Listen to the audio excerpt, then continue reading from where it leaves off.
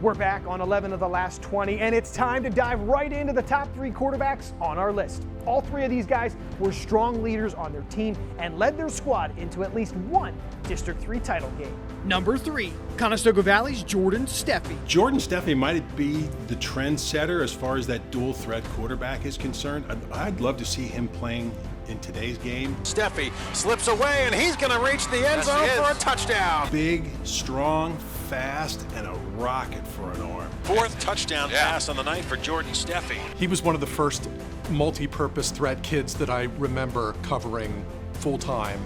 Could run and pass, make plays on his feet. He was fantastic when flushed. Pressure did not bother that kid at all. He thrived under that pressure. Huge arm, could scramble and make plays. Multi-purpose, multi-talented kid. He was the quarterback like a Jeff Smoker, like an Evan Simon. He had all the tools, and of course he went to Maryland, so he had the Division I tools. But had he been in this day and age, he could turn for 3,000 yards. I'll always remember their games with Manheim Central. That was kind of the peak of their rivalry with Manheim Central back in those days. And I remember him having some big nights against the Barons. I know he had a 7-touchdown night at one point in his career. Obviously, he's one of those kids that commanded presence in the huddle. Everybody looked up to him and his athleticism, and he was one of those true leader kids. He was athletic. Saw the opening and took advantage of it. That was a big rivalry at that time, Conestoga Valley, and they beat us early on in my coaching career, Coach Contafio, and then we kind of turned it around, and I think we won 15 or 16 straight from them, including Jordan Steffi's years. But I tell you what, we were scared every time we played them because we knew what talent he had. I admired him as a high school football player. You know, a lot of times coaches don't really pick out a player that they totally admire. Like I do admire Noah Palm. He would be somebody that I would give a hug to, shake his hand any day of the week. Jordan Steffi was the same way for his personality, his leadership, his skills. And what sticks out most in my mind maybe is not what Jordan did during his football career, but what he did after, what he's doing today.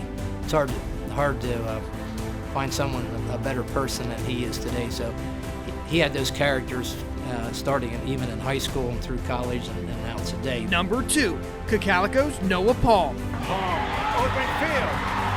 Noah Palm being chased.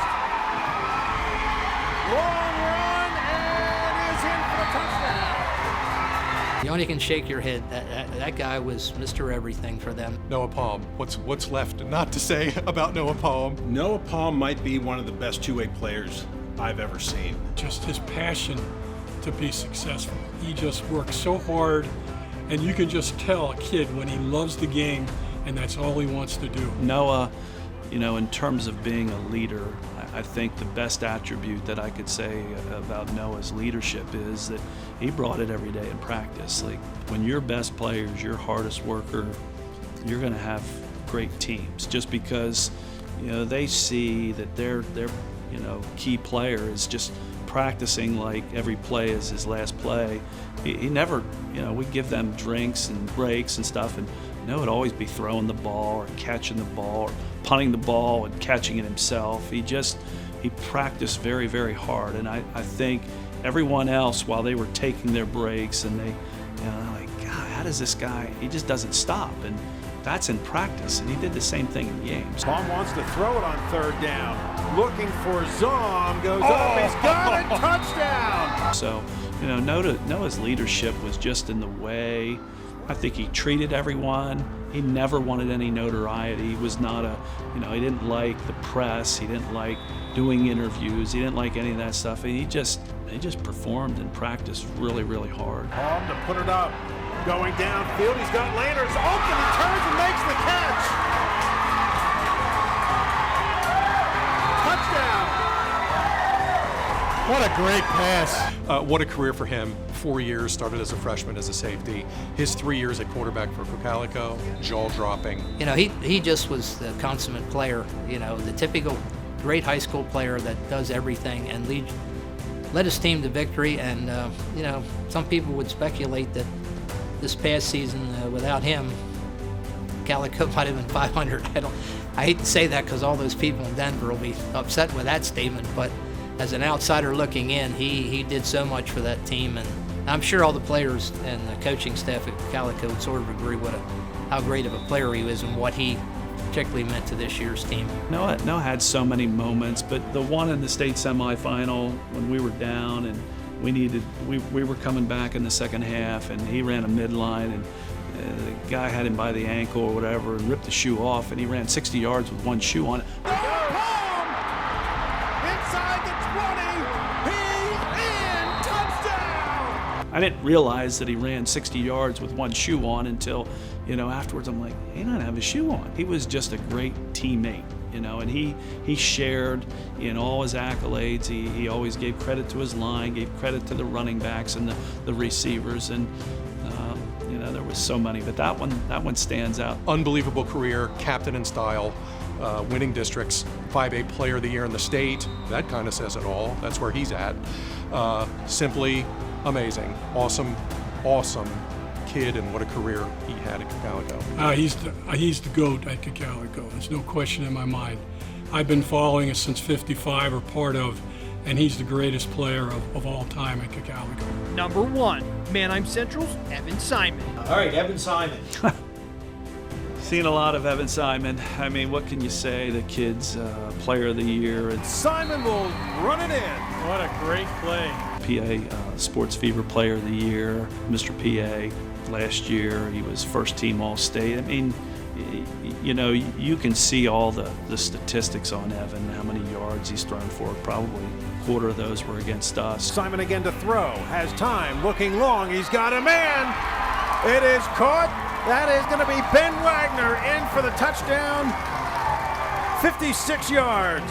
So I got to see that firsthand. But, I think the thing that stood out to me with Evan Simon is he always seemed to have command of what they wanted to do, Manheim. 8,000 plus passing yards is hard to come by, and I've had the privilege of seeing him 4 times in the last 3 years up close and personal. And one of the things that really sticks out is he is just tough as nails. I've seen him take some shots against us and some other schools and just continue to play football.